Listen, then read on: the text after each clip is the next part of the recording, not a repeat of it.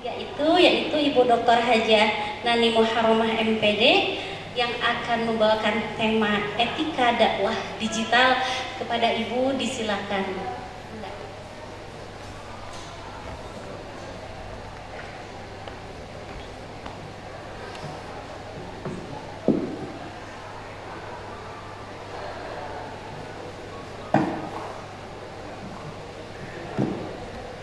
Ya, siap.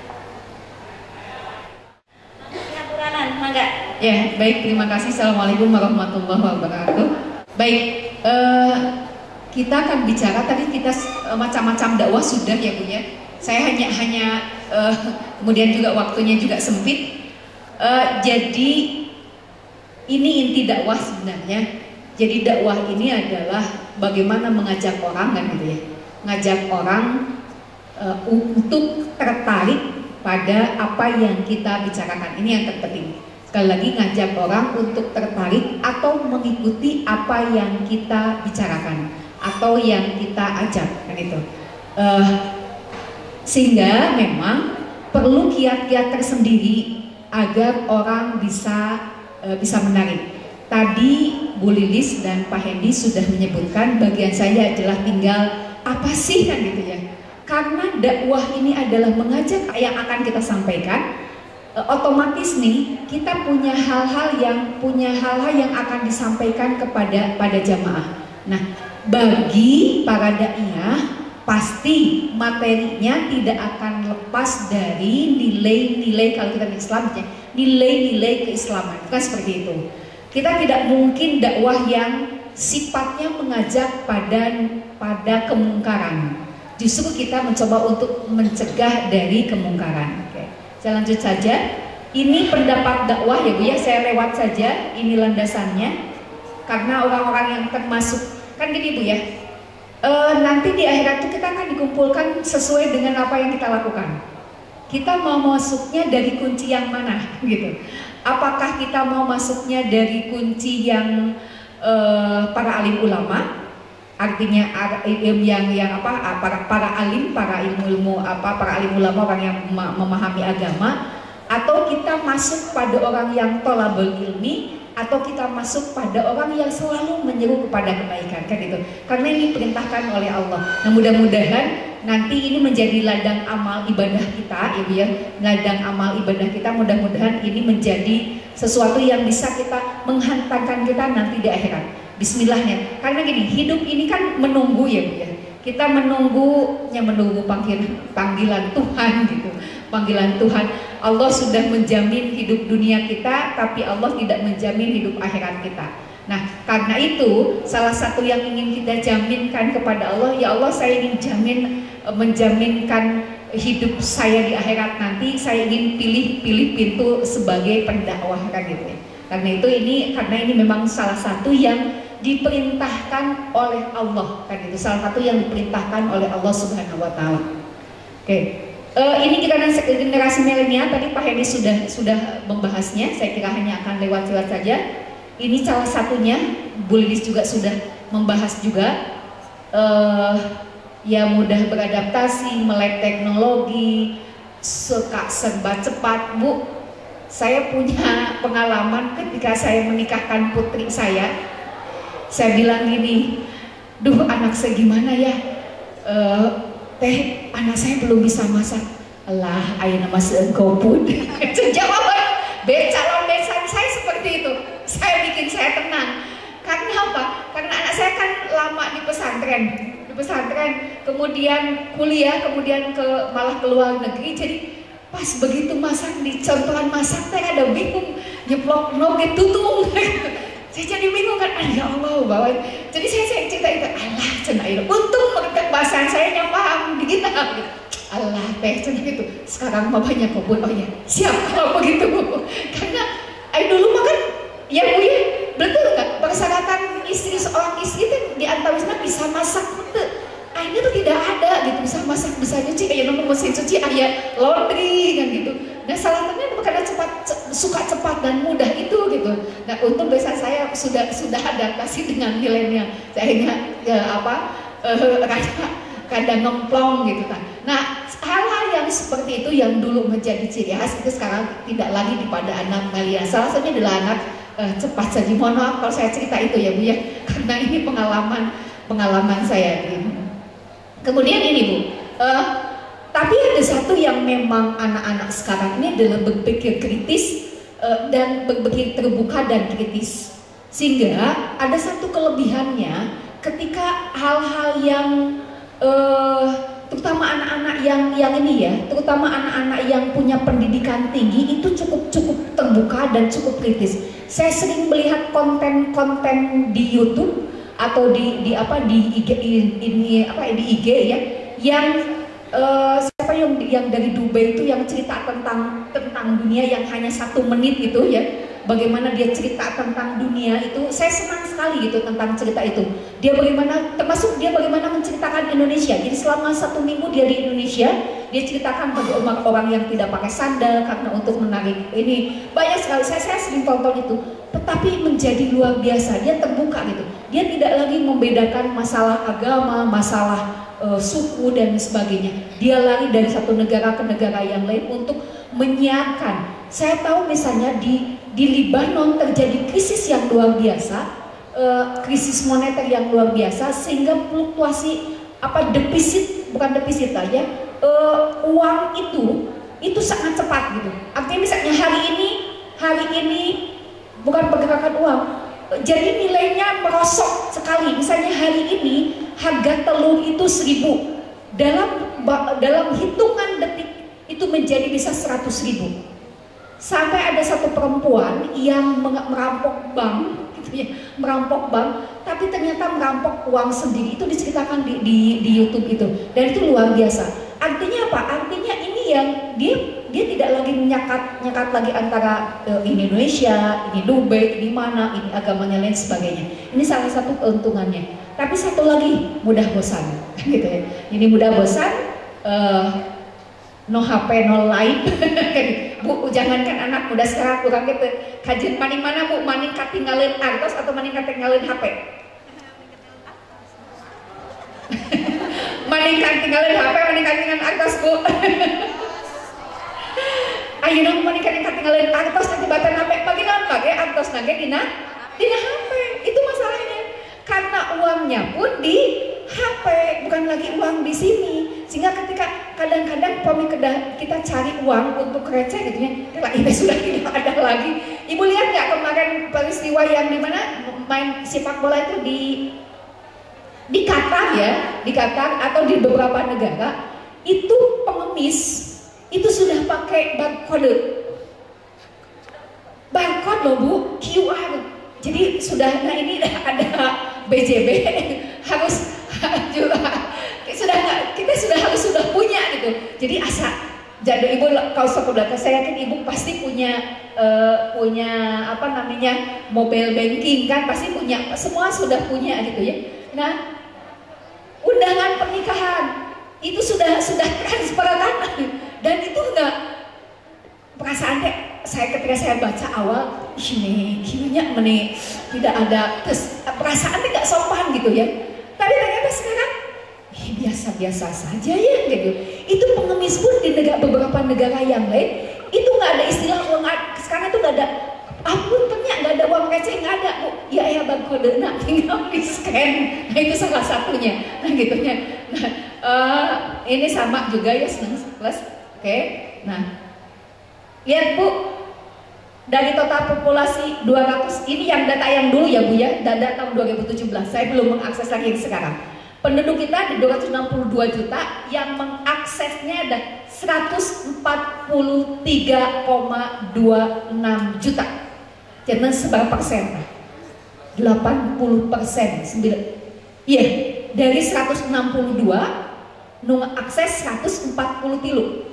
Berarti mungkin yang tidak mengakses internet hanyalah orang yang lansia yang sudah pikun, kemungkinannya ya, atau yang sudah sangat tidak, jika pun biang lah yang usianya sepun bapak yang usianya sudah 90 tahun meskipun belum pikun tidak mengakses ini, kemungkinan yang seperti itu.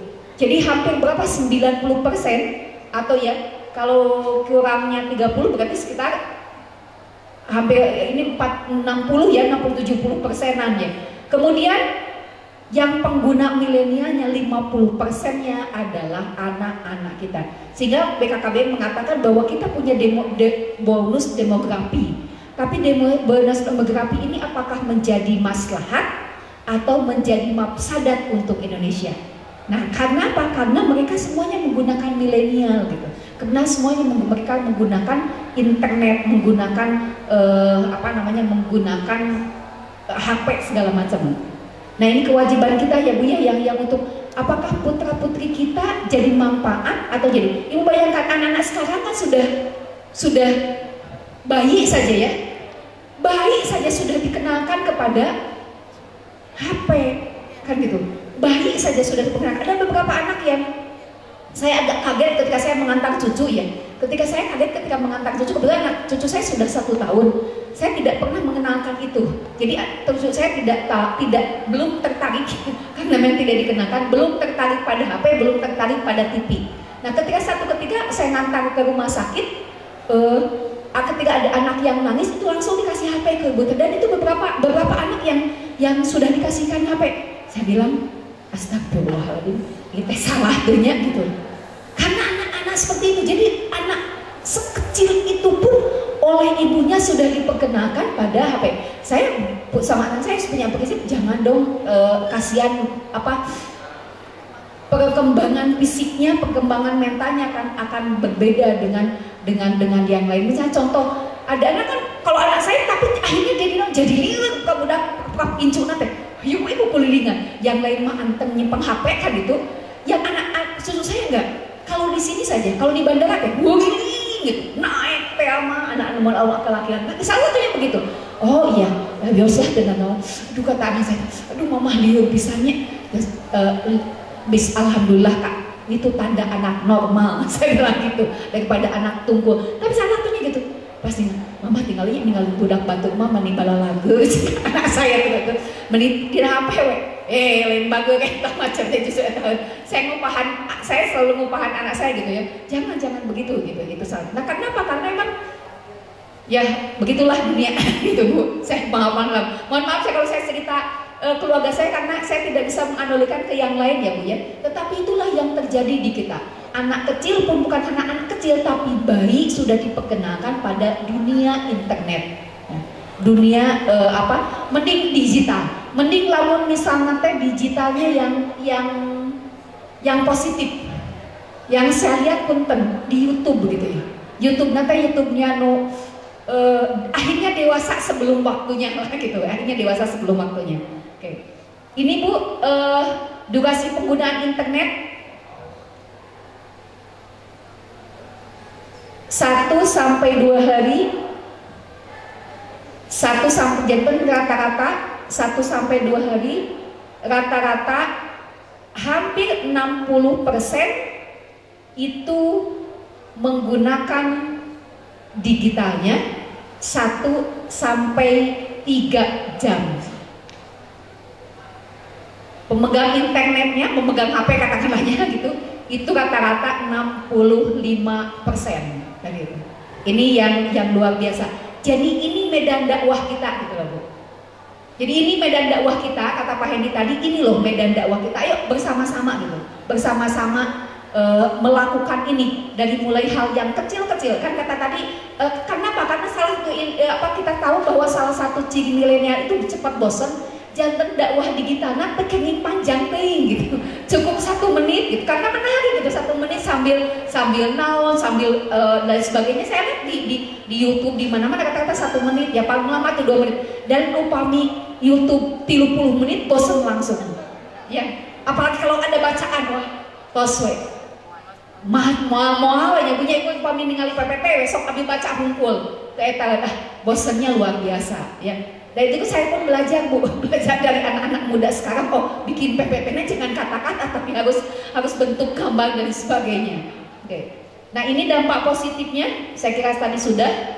Dampak negatifnya, malas belajar, mager. Anak-anak sekarang kan disebutnya mager ya, malas gerak, jadi obesitas. Kenapa di kita sekarang ini anak yang anak yang menurut data Kementerian Kesehatan, anak yang obesitas, anak yang diabetes itu tinggi 100 kali lipat kenaikannya. Yang mungkin salah satunya adalah malas gerak. Nah, ini kita masuk ke dakwahnya. Yang pertama yang harus kita lakukan adalah sama, apakah dakwah itu di era digital ataupun dakwah di era kolonial, kan, di tempat kolonial ataupun di tempat digital. Jangan sampai, saya hanya mengingatkan kembali, kita bersama-sama mengingatkan, jangan sampai niatnya bukan karena ibadah. Kenapa? Karena niatnya ibadah. Karena upami digital, upami kontena, anu ngalaikna, tak like sampai ribuan misalnya teh, ya, yang like tidak katakanlah jadi hese tentunya Yosna, yang like-nya itu banyak sekali, itu punya keuntungan secara materi, ya, punya keuntungan secara materi. Jangan sampai dikalahkan niatnya karena itu, gitu. Kan upamanya digital orang di majelis taklim, badai masihan, badai ente dan sebagainya, orang memang sudah biasa sehari-hari seperti itu, ya. Tetapi jangan sampai karena ingin ada yang melike ribuan sampai jutaan, sehingga kita keluar dari niat kita yang asalnya ikhlas. Jadi akhirnya ibu diperbudak oleh digital karena harus dakwah digital. Yang paling utama adalah karena niat, pasti niat ikhlas karena ibadah, kan gitu. Wama umiru illa liya'budullah mukhlishina lahuddin, kan itu. Wama umiru illa liya'budullah mukhlishina lahuddin. Tidak semata-mata kami perintahkan kecuali kamu untuk beribadah dengan ikhlas. Kemudian tujuannya tadi saya sudah jelaskan. Punten, tujuannya meskipun era digital bukan ingin cari popularitas. Pasti jangan terkenal, Bu. Kan gitu. Nu asana ibu-ibu dikenal hanya oleh ibu-ibu kolonial, oleh kita-kita, ya. Kan kalau di majelis taklim pasti kata-kata nini nugas galung incu lah, atau para pensiunan yang tidak punya kegiatan dari majelis taklim ke majelis taklim. Kita kan seperti itu. Tetapi ketika sudah dakwah milenial, pasti jangkauannya bisa sangat banyak, kan gitu ya. Bisa sangat luar biasa. Sehingga tujuan kita adalah yaitu tadi nahi mungkar. Terakhir yang harus kita tekankan adalah bahwa apa yang kita lakukan adalah ziyadatul khair, bertambah kebaikan atau yang kita sebut dengan barokah. Ini prinsip dakwahnya. Saya ingatkan saja, ini prinsip dakwah di milenial ataupun digital. Prinsip dakwah yang pertama adalah harus rahmatan lil alamin. Jadi bukan mencaci, bukan memaki, bukan hoak. Rahmatan lil alamin itu bagaimana sih orang jadi senang kepada kita, gitu. Orang ketika kita dakwah itu bukan lagi siun aku si Bunani mah bongana sok nyarekan buna tersep atau Bunani mah dakwah nate anu kan gitu loh. Meni segala ulah, segala bid'ah, anu kalau ibu tidak begini akan begini, selalu seperti itu. Tetapi rahmatan lil alamin pun ketika kita itu tidak menghalalkan segala cara, gitu ya. Jadi apa yang maksud rahmatan lil alamin itu, ketika ada kemungkaran, kita ingin menyampaikan bahwa ini kemungkaran, tapi bagaimana caranya kemungkaran itu lenyap, tetapi tidak menjadi kebencian, gitu ya. Tidak, apalagi misalnya menghasut, ya, tidak menghasut. Pokoknya kita kalau misalnya saya agak suka heran juga ya ketika ada dakwah-dakwah yang seperti itu. Padahal dalam oleh Rasulullah saja tidak diajarkan. Kita lihat misalnya dalam perjanjian Madinah saja, Rasulullah punten banyak dari perjanjian Madinah kalau kita telusuri, bayangkan Rasulullah menjamin kehidupan orang yang non muslim. Bahkan ketika seorang non muslim ingin mendirikan gereja, kan gitu. Waktu itu kan dengan Nasrani. Kalau seorang muslim ingin mendirikan gereja, dia tidak punya uang, maka non muslim wajib memberikan sodakohnya. Dan ketika berhutang kepada non muslim karena ingin mendirikan gereja, maka mohon tidak dianggap hutang. Itu di perjanjian Madinah, dan itu dijadikan dijadikan dasar kita sebagai dakwah rahmatan lil alamin. Itu zaman Rasulullah gitu ya. Itu zaman Rasulullah. Artinya kita tidak alergi dengan orang yang di luar agama kita.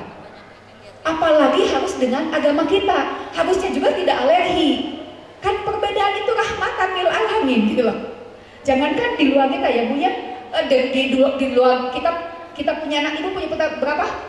3 sama dengan saya, 3 berbeda ya Bu ya. Si ini begini, si ini begini. Nah, kita nggak bisa samakan gitu. Si ini ahlinya ini, padahal dari rahim yang sama, coba. Ya, sama nggak ahlinya Bu? Nggak kan? Dari rahim yang sama saja anak kita lahir dari rahim kita itu berbeda keinginannya, berbeda keahliannya, berbeda sifatnya. Apalagi di luar kita. Karena itu prinsip rahmatan lil alam ini yang harus kita pegang. Bagaimana cara merangkul, bukan memukul, kan gitu ya. Bagaimana cara merangkul mereka, tapi bukan memukul mereka. Oke. Kemudian yang paling utama akhlakul karimah atau yang kita sebut dengan uswatun hasanah. Kemudian yang prinsipnya adalah merdeka, sehingga apa? Sehingga konten yang kita gunakan bukan berdasarkan pesanan yang lain gitu loh.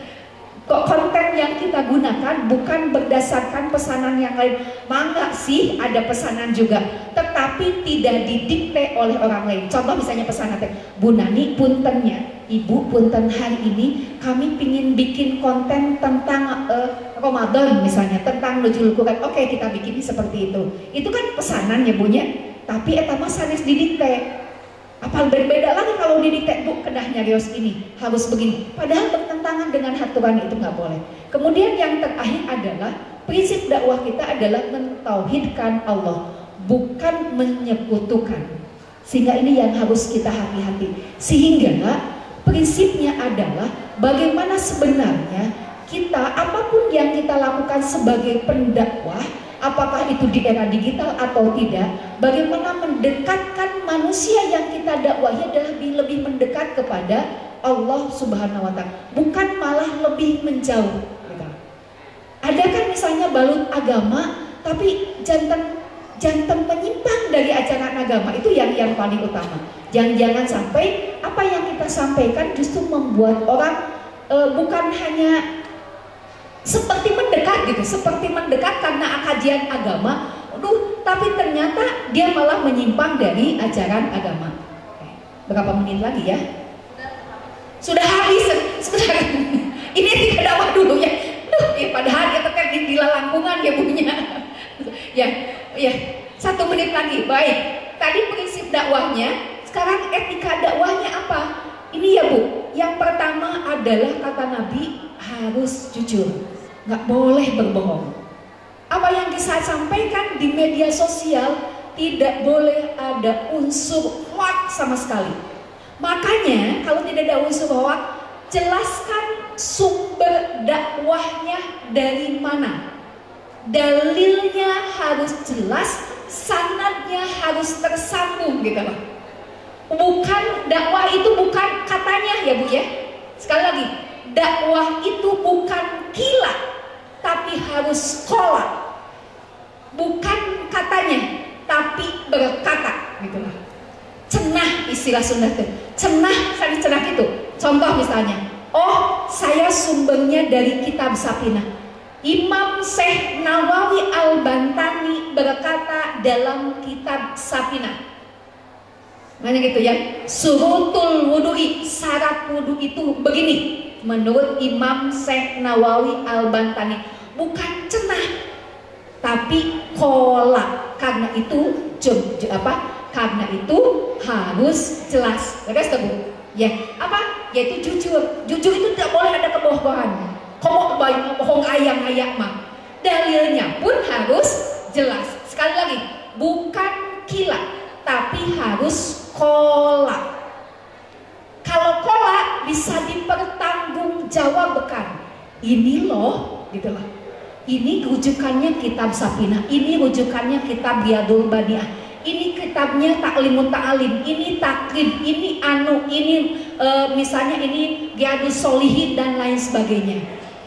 Makanya ibu-ibunya harus diketahui itu. Bukan kan, aduh dukanya abdi teh tina internet, jangan dipercaya dulu. Boleh dari internet, tapi kita juga harus mengambil rujukan-rujukan yang lain, itu berbahayanya. Itunya yang harus hati-hati. Boleh mengambil, saya juga sering kok mengambil dari internet. Kamu ada konten-konten yang bagus kan di internet, banyak lucu gitunya, ya nanti ambil itunya. Tapi harus apa? Cek and recheck, leres gitu lah. Leres apa yang disebutkan itu, terutama ini dalilnya, sumbernya dari mana dan sebagainya. Sekali lagi harus sekolah dan sanadnya harus tersambung.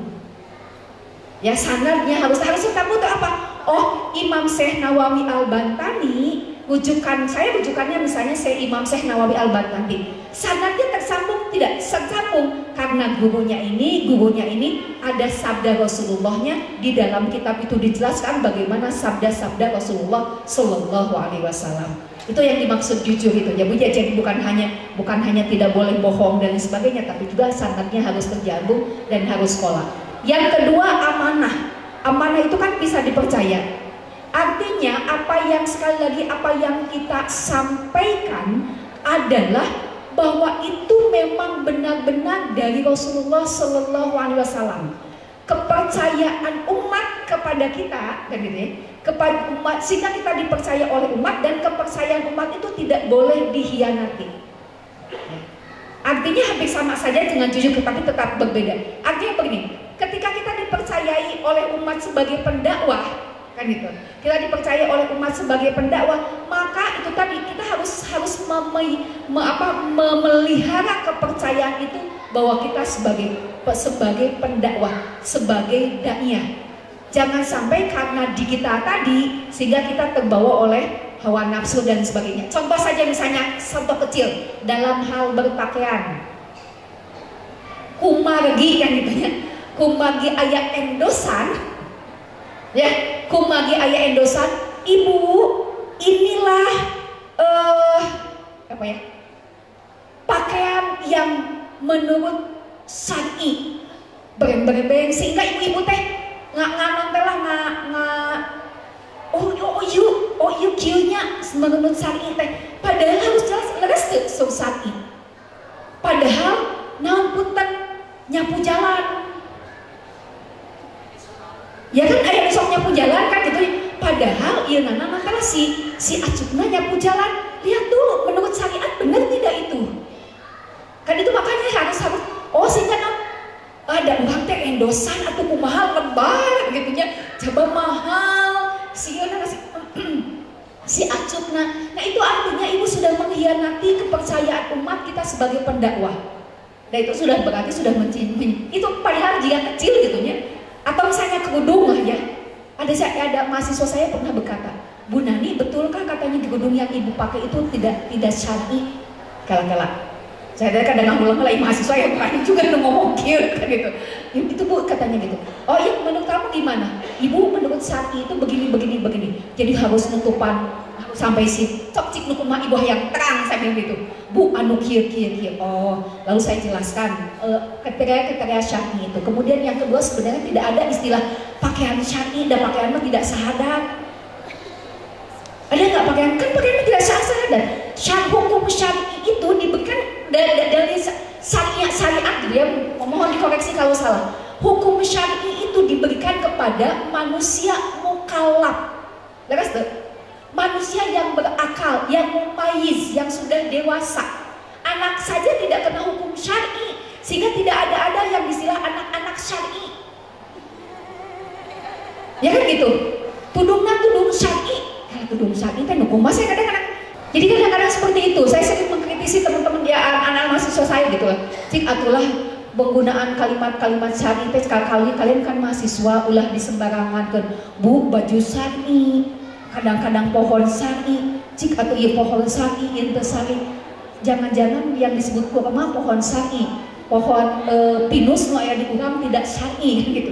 Sista iraha sahadatna nya itu tudung iraha sahadatna, baju iraha sahadatna. Kan bukan seperti itu. Kalau misalnya mengatakan oh Bu ini sesuai dengan ketentuan ajaran Islam mangga, tetapi menurut saya tidak pas ya. Menurut saya tidak pas. Maka kalau yang lain saya tidak alergi dengan itu. Tetapi menurut saya kurang pas sehingga menghukumi seseorang dengan hanya simbol agama itu tidak perlu. Ya. Selanjutnya adalah yang paling utama tadi kan ada prinsip akhlak akhlakul karimah, maka pendakwah itu harus uswatun hasanah. Dulu Bu, kata Bu Lilis betul, dulu itu kan saat pendakwah itu luar biasa, keilmuannya, keulamaannya, akhlaknya segala macam, sehingga disebut kiai, disebut ustadz. Dulu mah ustadz nggak sembarangan ya Bu, ustadz itu nggak sembarangan, itu harus jelas masantrennya di mana, sekolahnya di mana. Ari ayana mah kata Bu Lilis betul tadi, sekap tiasa masjid masa Fatihah sudah dijadikan ustadz, nganggo sorban kayak orang Arab misalnya kan gitu. Itu sudah sorban. Saya pernah mengkritisi itu. Jangan lihat dulu karena dia pakai pakaian orang kayak orang Arab dan pertama pakaian orang Arab. Itu bukan berarti pakaian orang Arab dia syar'i. Kan gitu ya. Sesuai dengan syariat memang begitu. Karena saya ketemu Bu, saya ketemu di Mesir di Mesir di Yordan gitu ya. Ketemu dengan pendeta sawa kene pakaian nanti gitu jika kia gitu ya, pamegan kan gitu. Saya bilang, saya bilang kan waktu itu saya pengalaman itu, assalamualaikum, kata teman saya, teh itu mah bukan saya, itu mah pendeta Asia. Nah bajunya sarwa, nyamuhun teteh bajunya sarwa dan iya makan di Mesir bajunya gitu, nyapoh. Saya bilang gitu, saya diketawakan sama teman-teman. Di Kemelut dengan di Yordan, tiba-tiba pakaiannya pakai seperti itu. Tapi dia bilang Merry Christmas lah, siapa Merry Christmas gitunya. Teteh itu kan orang non Muslim. Oh iya ya, pakaian perempuan memang jika gitu Muslim, Muslim pakaiannya seperti itu gitu loh. Oh iya, jadi sebenarnya kalau kita sering keliling dunia, maksud saya pernah keliling ke beberapa tempat, pakaian tidak bisa mencirikan apakah itu Muslim atau non Muslim. Karena di negara yang lain pakaiannya yang seperti saya pakai itu non Muslim juga pakaiannya juga gitu. Para yang para pendeta pakaiannya seperti ini, petani pun juga gitu pakaianan nganggo juga jubah tenangan geningan. Pendeta pun pakai seperti itu. Oh iya ya gitu. Jadi tidak seperti ini. Nah, karena itu dulu persyaratan ulama luar biasa.